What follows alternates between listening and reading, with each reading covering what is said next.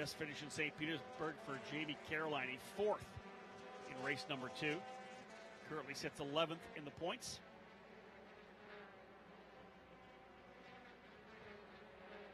Kyle Kirkwood, the American, goes to P1 on the opening lap, 1:26.09. Again, still a long way off the time we expect, as these drivers just starting to build heat into these Cooper tires.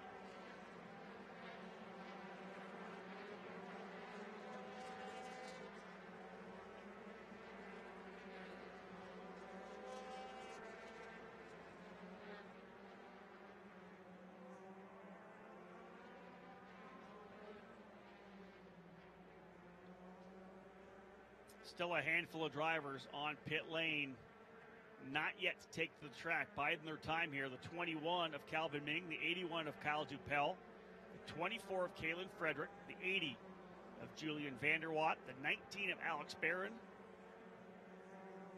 the 82 of Bruna Tomaselli. She's now out on track, currently P26.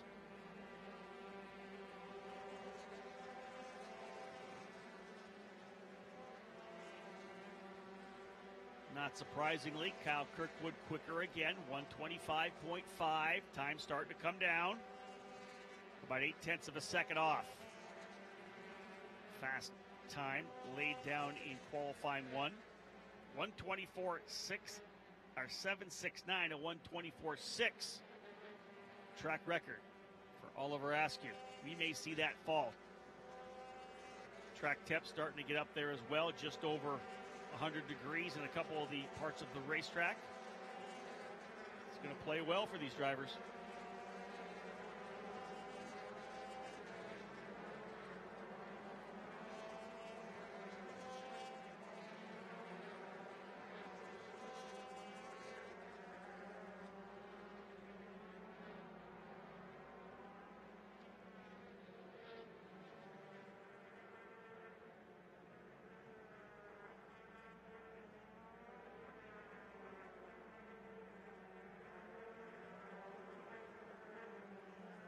Current track record for USF 2000 here at the Indianapolis Motor Speedway Road Course, a 1:24.683. Kirkwood about 0.8 of a second off that now, but again has not come in, has not made any adjustments yet, has not put on the new Cooper tires. Into pit lane now, the number 30, Keith Donegan. Keith, the recipient of the $200,000 Mazda scholarship shootout. Currently P15. Young driver from Ireland, a 1:26.899 for Keith Donegan for Arms Up Motorsports.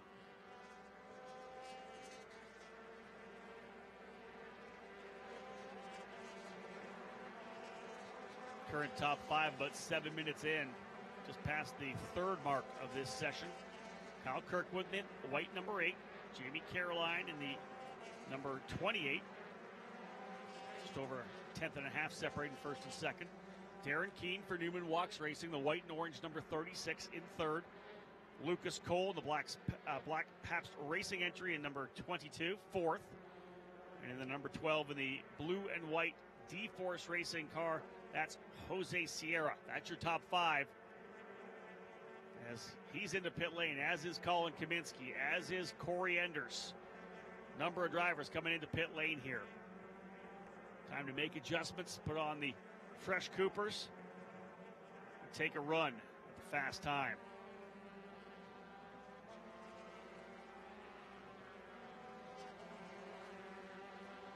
This is qualifying for USF 2000 for their second race, which will come up tomorrow. And qualifying for this series, I think it's safe to say, is more critical than for Indy Lights and Pro Mazda.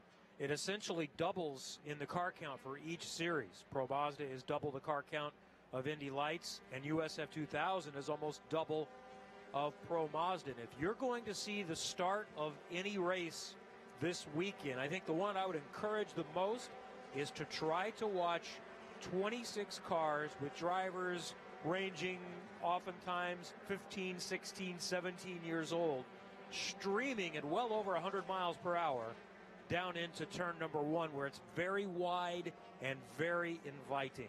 How many will make it through turn 1? Well, first off, it's going to be 4 wide. How many? Hopefully 26. With the young drivers, we want them to get track time. That's one of the key things. And I think a lot of the coaches will tell their drivers, just get through turn 1 and 2. I want to make sure you get a chance to run the entire race. Now, you can say that to any driver, but when that opening comes up, they're going to put the car down the inside, and sometimes you'll overcook it. You'll get into the guy beside you, and it does funnel down so narrow to get to turn number 2. And that's your best chance to pick up passing positions. But I think one philosophy might be, I actually will listen and be conservative for race number 1. But if I run all the laps in race number 1, race number 2, I want to pick up 4 spots in that opening corner and go after it. Kevin, you're totally right. It is the opportunity, the prime opportunity to get numerous spots, a handful. Great thing about this racetrack is once you're through turns 2, 3, 4, 5, and 6, the run down Holman Boulevard to 7 gives you another opportunity for a really good pass as well. So this opening lap is always so exciting, and you're right. If somebody wants to watch a start, get on the mounds over there in turn number 1, 2, and 3. It'll be fun for USF 2000.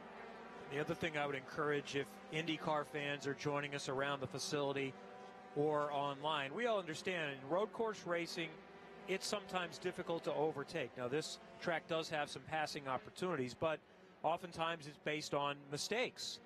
Well, the really entertaining part of junior formula racing is they're more likely to make a mistake at some point. So you do see a pretty good amount of overtaking in USF 2000 and Pro Mazda. Maybe one reason is simply because the cars are just slightly smaller, so there's a little bit more room to fit through corners. So it's more than just turn 1 and turn 7 where we see passing opportunities. But these races in the Mazda Road to Indy historically have been very entertaining here on the road course at Indianapolis. Couple things to consider as well. This track, very technical. Anybody you talk to, they say this is a technical racetrack. There's lots of places to pass. The other thing about these cars, this new USF 17 that we debuted last year, a lot less topside aerodynamics than we used to have in the old car. We had it punched a big hole, but behind it was that ruffled air that when you tried to get behind somebody, you lost all the air off the front wing. A lot more underside downforce, less topside downforce, a little easier to get up behind someone to make a move, especially here, coming onto the front straightaway, out through 13 and 14. You'll see moves a lot in turn 1. You'll see moves potentially over to turn 5 sometimes. If a guy makes a mistake, turn 7 and turn 12, of course, coming back into the infield between turns 1 and 2 on the oval. So, we have a very busy pit lane. I want to say 9 cars in pit lane now. The remainder onto the track. We've had a lot of action down on pit lane, Kevin. A lot of drivers making adjustments. With 8 minutes to go, you got to expect that they put the Coopers on already. These guys are getting ready to come back out because it's time. It's go time. With the amount of a minute and a half lap time, as we said with Indy Lights, there's not a lot of time to get into that window. They need to get back onto the track here very soon. And we saw the optimum lap times coming as the gun expired, and they all left around 8 minutes remaining in the session. So we are now seeing a train of them leaving the pit lane. So it is now go time. Probably about 2 or 3 laps from now is when we'll really start to see the times drop. Group coming through turns number 5, 6, and 7. The number 8 of Kyle Kirkwood, the number 5 of young Matthias Soler-Obel, only 15 years of age, and the 23 of Rasmus Lind, the impressive driver from Sweden. Kyle Kirkwood's time still standing, 125.472. And, of course, that's from the first half. He's not yet laid a lap down with the fresh rubber. He's thinking about trying to get a track record and steal it away from his good friend Oliver Askew. Back by about 0.8 of a second from that track record again, 124.683. Oliver Askew reset the track record for Pro Mazda earlier today. He owns both Pro Mazda and USF 2000 records. Here's your top 5, though, with 6.5 minutes to go. Kyle Kirkwood in the number 8, leading the way by 15 ten-thousandths of a second. Wow. That's close. 0.0015, the gap between first and second. Can't get much closer than that. Rasmus Lind in third, Jamie Caroline fourth, Darren Keane in fifth. So it's an American, then a Frenchman, then the Swedish driver, then the Brit, and then the American. Kirkwood, Barron, Lind, Caroline, and Keane. Current top five. Kalen Frederick in the 24 sits in sixth. Calvin Ming in seventh in the 21. Now here comes Corey Enders. He'll go to P6 in the DE Force. The D Force number 11. Corey Enders out of Sugar Land, Texas. Sixth position.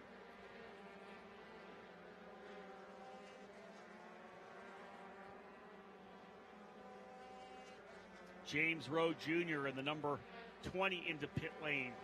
Not sure if that's a little too late, whether or not they're going to stand on his time of a 1:25.9. He currently sits ninth, or they're going to make one minor adjustment. Rowe, his debut here in the USF 2000 Championship, running with Swan RJB. One test at Putnam Park earlier this week, and that's it. James Rowe, the F1600 driver from Ireland, runs both the Irish, or ran last year both the Irish and UK Formula Ford Series. Will run this year on the F2000 Championship Series with Arms Up Motorsports. Kind of a loaner deal this weekend, running the second car for Swan RJB.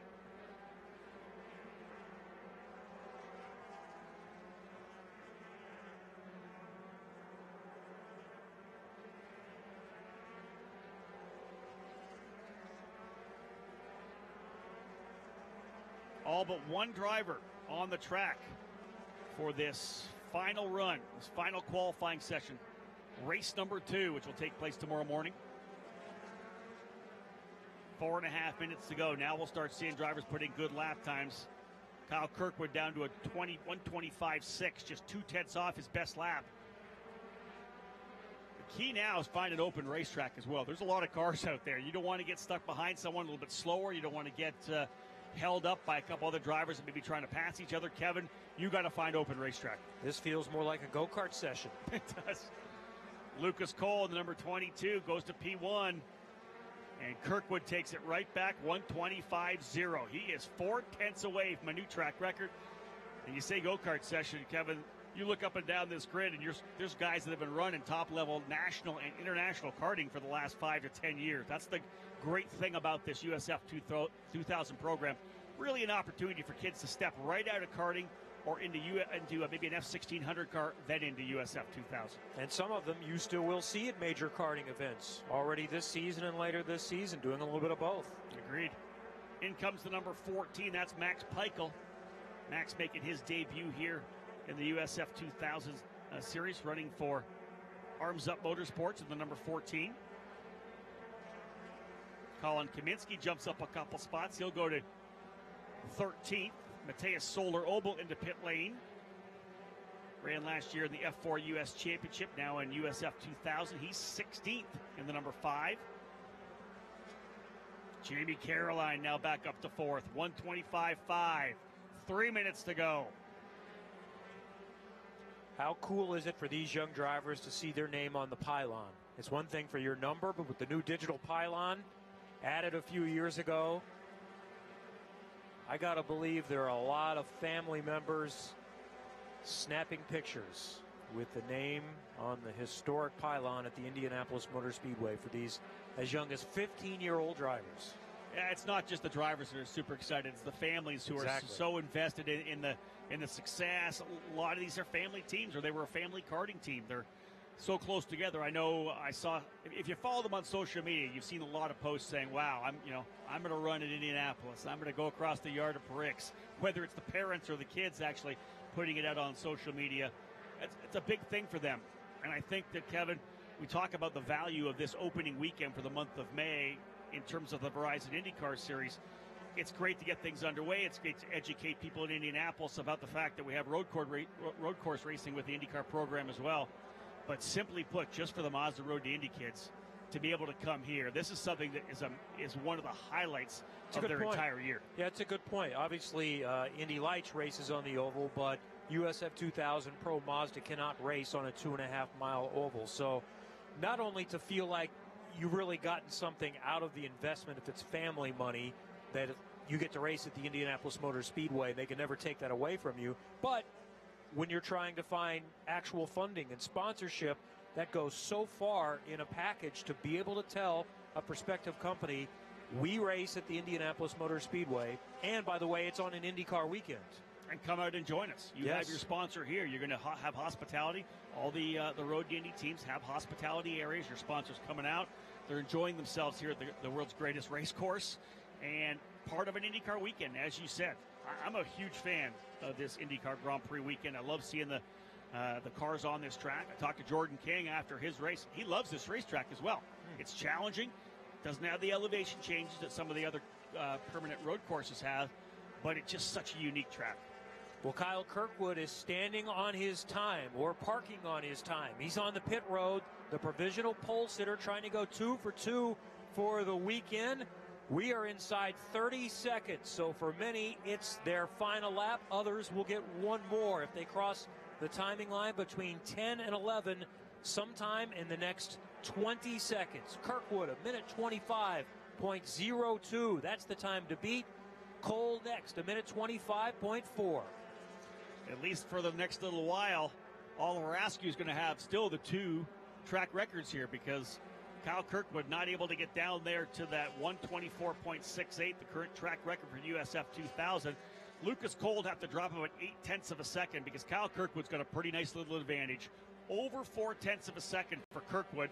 Here comes the 21 of Calvin Ming. He's done, as is Kalen Frederick in the number 24. Those 2 Pabst drivers in 6th and 12th, respectively.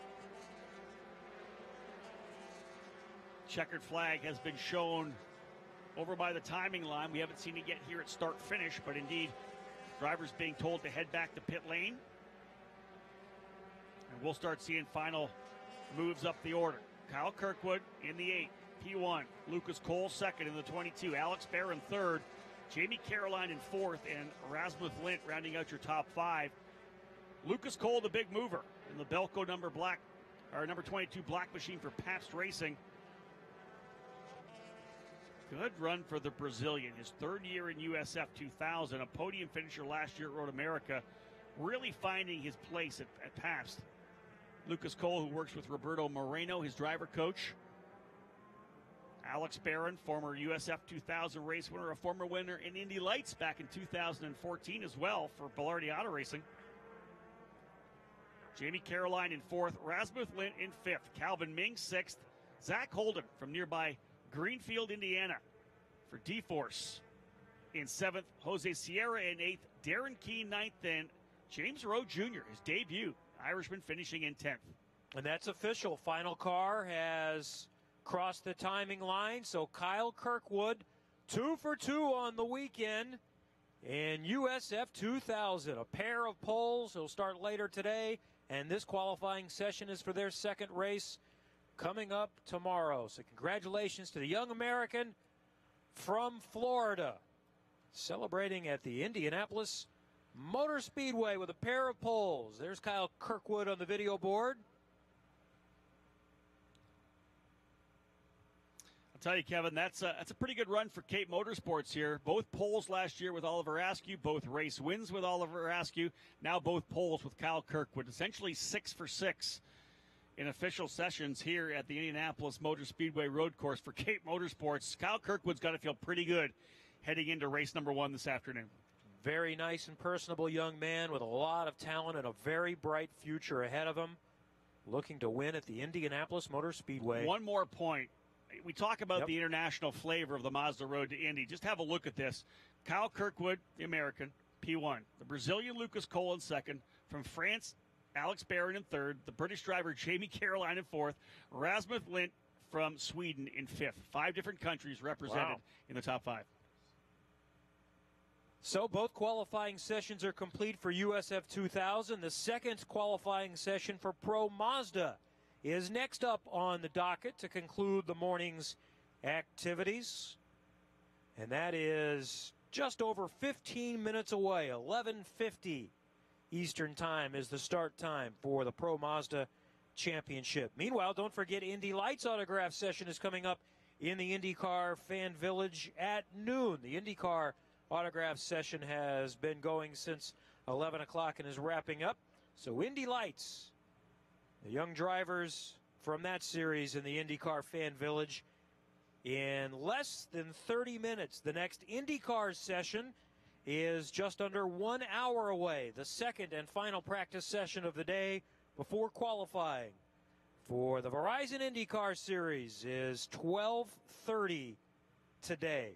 By the way, these drivers in Pro Mazda who are going to be on track in a few minutes will have their autograph session coming up also today at 1 o'clock. Well, we saw on the video board a little while ago what we guessed was a Stanley Cup playoff hockey wager with the Canadian and the young man from Nashville, Tennessee, Dave First, back in the IndyCar.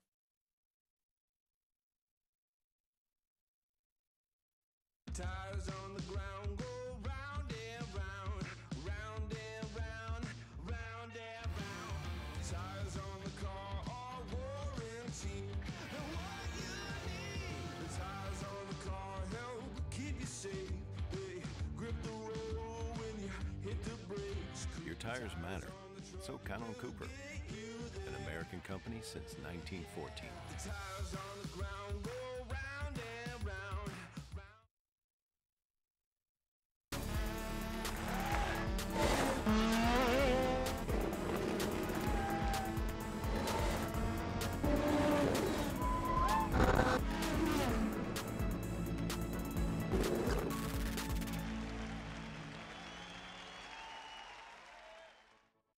"16 wide eyes. Driver's license took 2 tries. Bought a Roadster secondhand. Playing parties with the band. Loaded up, off to state. Hijinks, tailgates, starter, midsize, family cruising. Now in the garage, something new reminds you of when you were you."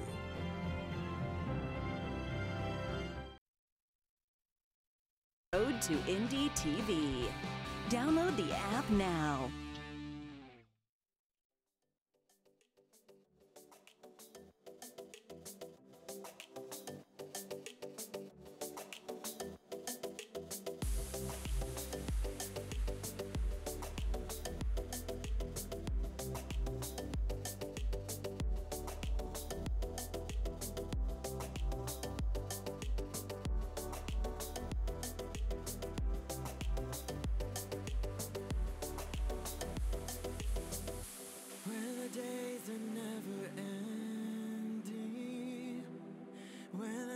I'm feeling lonely.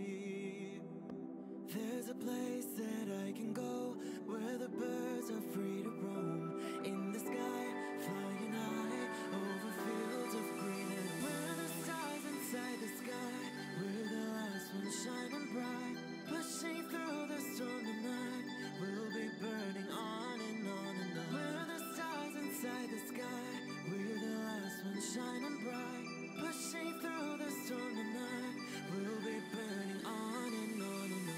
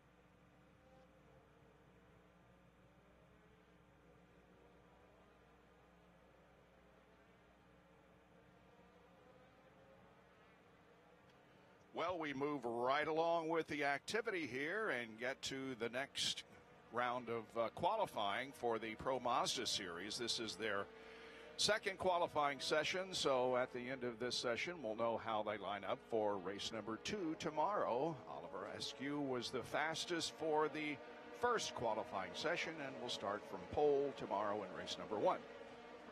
Bob, a number of rookie drivers in the field this year. In fact, just a handful of returning pilots from last year. Carlos Cunha out of Brazil, Stingray Robb from Idaho, Nikita Listoshkin from Russia, actually living in Los Angeles now, and Charles Finelli as well, running last year.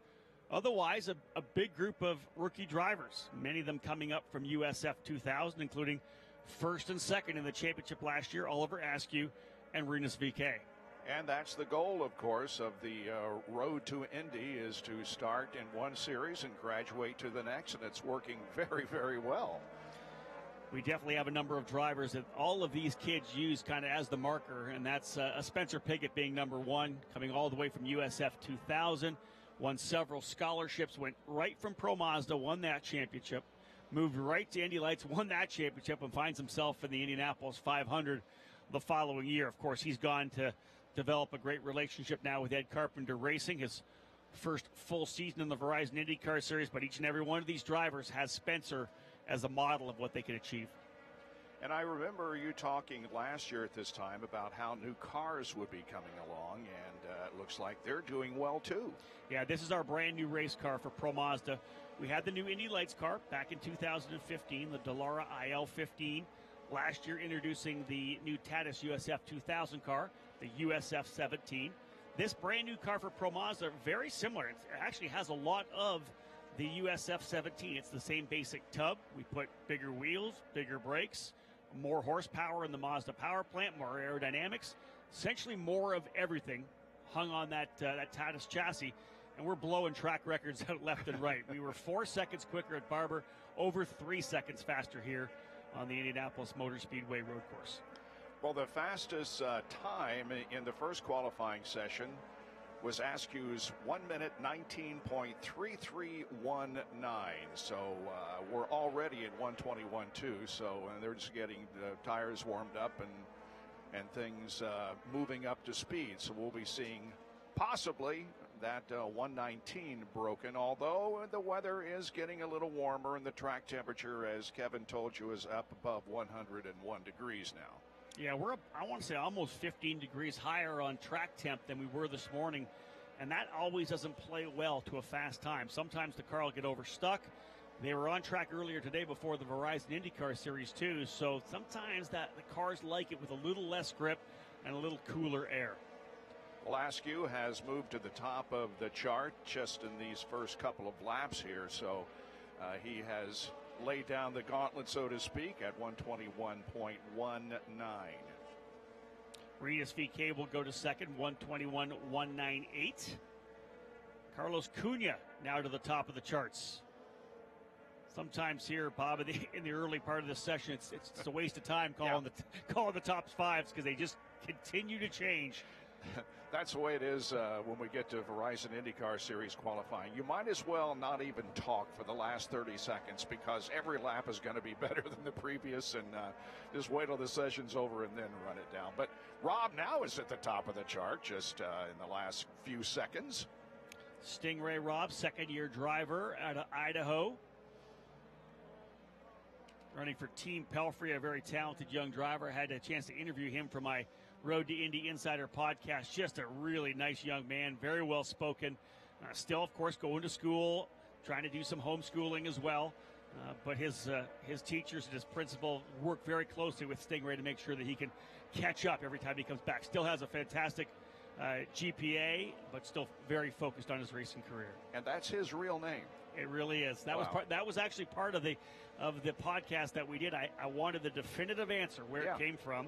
Actually, a couple of interesting parts. His dad is a Corvette lover, so Stingray was kind of the thing. But they also have roots back overseas. His grandfather's name is actually Sterling.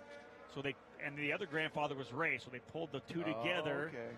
I think that's just potentially just the excuse to be able to use Stingray because his dad loves Corvettes. Well, it's a great racing name. It is. Really is, and I'll look forward to him getting up to the Verizon IndyCar Series. That'll be a lot of fun. He, by the way, has just dropped to fourth as the standings continue to change here very, very quickly. I tell the story, Bob, as I think he was around 10 or 11 years of age. I was calling one of his kart racing events, actually the first one he had called a race that I was at. And, of course, I'm going through the order, and I'm not going to call his nickname. He's a young 10-year-old. I'm not using his nickname. I call him Ray Robb over the PA. Lunchtime comes. I walk down to get something to eat. Up comes this young blonde kid with his racing suit on, Mr. Howden. My name is Stingray Rob. Yep. It's on my birth certificate. Well, I had the same feeling here last year in this booth when I saw that name come up on the scoring monitor. I'm saying, now, is that the name we call him? Is that a nickname? What's going on? Such a great young man. Fantastic family as well. And Stingray's a very talented young man. Came up through the karting ranks, did extremely well. Raced in Europe, but got a chance to represent the USA at the Rotax Grand Finals. He did his due diligence in karting, put together the resume, jumping straight to Pro Mazda last year. And it was a steep learning curve, but he was able to really approach it well. It was a tough year, but he's come out strong here to start 2018. It must be fun to work in this road to Indy and starting with the young kids, if you will, and see them graduate from division to division to division. I'm very lucky. My primary business is a website called ekartingnews.com, so I cover all the kids from 9 years of age and up. That's my primary business. So I follow these young kids from when they're just toddlers, essentially, through karting until they make the move into the road to Indy. So, yeah, to say that it's just the three rungs I follow, I've known kids like Danica Patrick and James Hinchcliffe and Graham Rahal since when they were in their 10, 11, 12 years of age. And to see what they've done and how they grow, it's interesting. It's not even just a steady growth sometimes. Their first level into a series or their second year, that's just that massive level of growth, then it levels off. Then they jump up a level, massive growth again. It's just that those peaks and valleys that all these young kids go through. Yeah. Well, Harrison Scott had the fastest time until just a moment ago when, again, Oliver Askew moved to the top of the scoring chart at 1:20.584.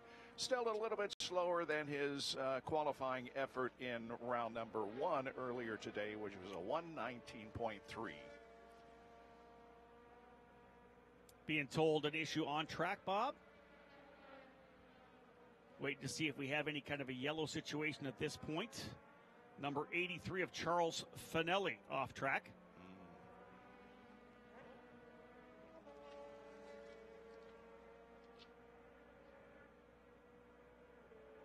So we have a lot of young drivers in this Mazda Road Indy, Bob. Charles Finelli on the kind of the other side of that coin. He's a gentleman driver, has been around for a number of years, I believe.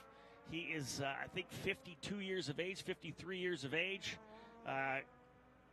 Always great to have Charles here. Fat Boy Racing is the team. They have a lot of fun. They jumped into the deep end here and bought a PM18 this year. He's got Kenton Cook and a couple other drivers coaching him. He goes off at turn number one. Hopefully, I think we're back to green. Turn one, back to clear. But one of the things about this road to Indy, occasionally we will attract guys a little older in their years who want to come and run at this level and run at a Verizon IndyCar Series event. Sure. So you have both the young and the veterans. Never want to call drivers old because I would fall into that category, and I'm not old.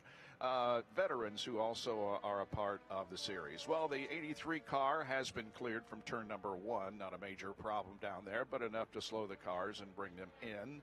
But we are under green once again with a couple of cars on the racetrack. The 79 car of Malukas is on the track, and the 83 making his way back to pit lane.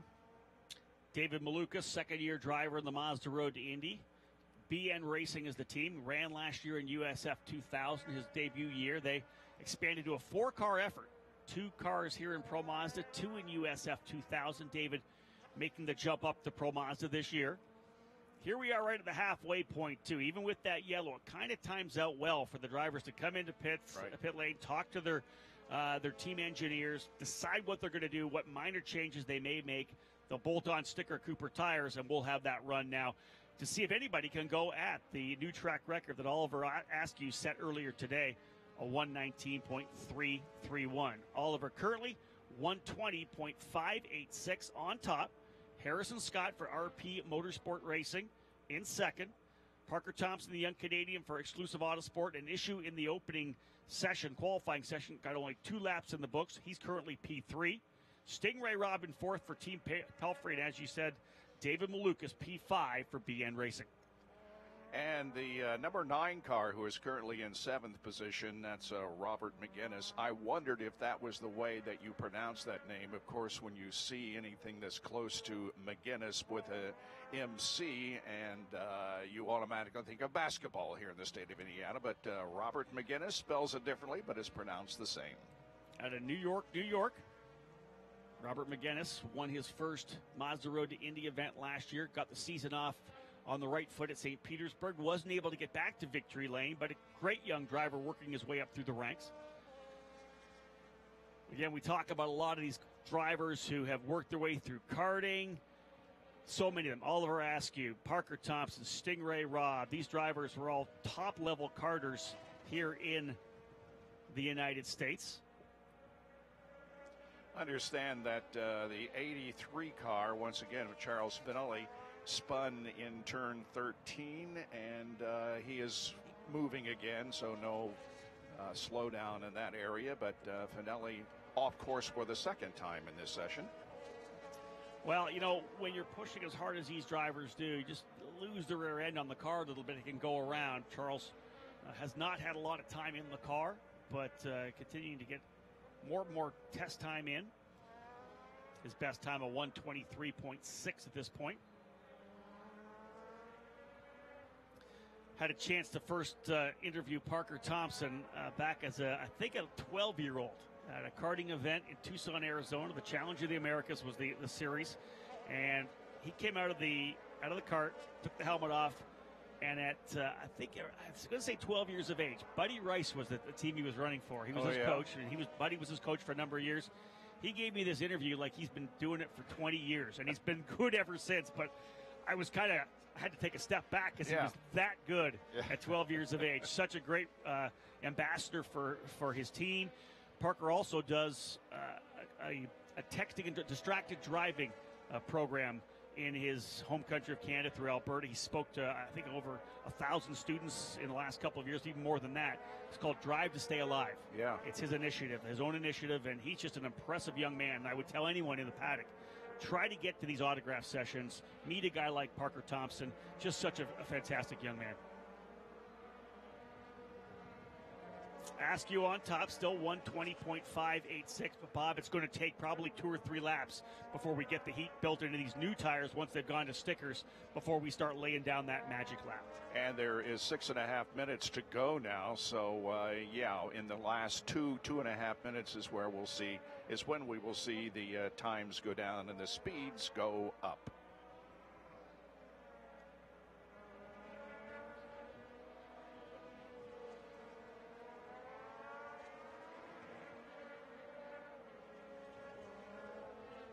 Drivers just started to come back up to speed. The pit lane is now clear, so for the final 6 minutes, we'll see all 14 drivers on the racetrack in these brand new Tatis PM18 race cars.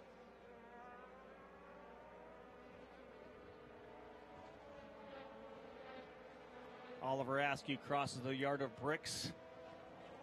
1:24.5 last time by, and key in any one of these categories, not bringing the tire up to temperature too aggressively early. If you try to go out there and really work it, it's not going to hit that peak you want. You have to bring it up to temperature nice and slowly. We watch Pato Award weaving up and down the front straightaway to keep the heat into the tires. And here we go.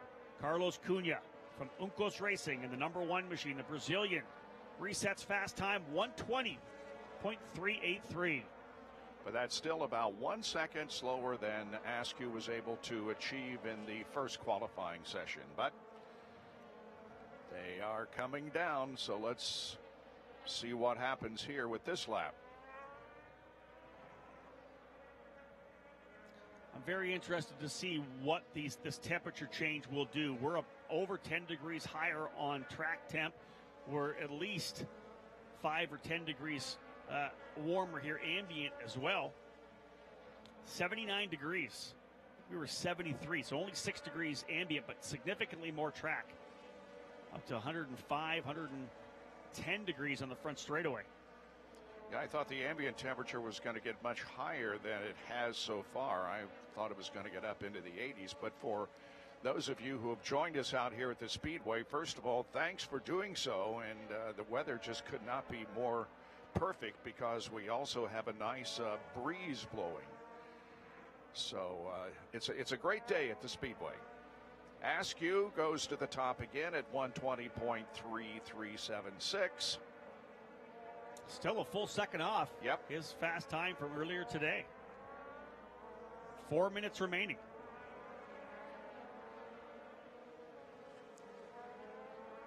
Rinus VK as well quick. He goes almost identical time, 120.345, 8 thousandths of a second behind Oliver Askew. Carlos Cunha in third, Harrison Scott fourth, Robert McGinnis fifth, Parker Thompson sixth. Seventh is Andres Gutierrez for Team Pelfrey. His teammate Stingray Robin eighth, David Malukas ninth, and Nikita Listoshkin now in 10th spot.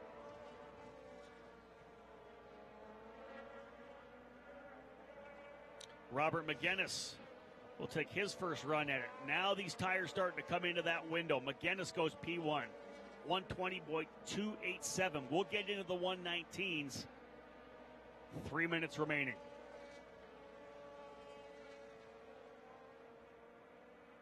McGinnis qualified fifth for the first race, and now he finds himself at the top, but not for very long. David Malukas, 120.261, 200ths quicker than the driver out of New York. Malukas from Chicago, Illinois, in the BN Racing number 79. He'll take his turn on top. How long will it last? I'm going to say not long. I do believe we'll be into the 119s before it's all said and done. Again, Pro Mazda Championship qualifying for race number 2. That event taking place tomorrow morning. Watching some quick drivers work their way around. Oliver Askew just out of turn number 10 and over to turn 11. 120.288. How about 200ths of a second separating your top 3? 400ths of a second separating the top 4. That's hundredths of a second, not tenths. Hundredths of a second. Very closely bunched at the top. Coming up at 12:30, the second practice period for the Verizon IndyCar Series as they prepare their cars for qualifying. Coming up later this afternoon. 12:30, practice session number 2 for the Verizon IndyCar Series.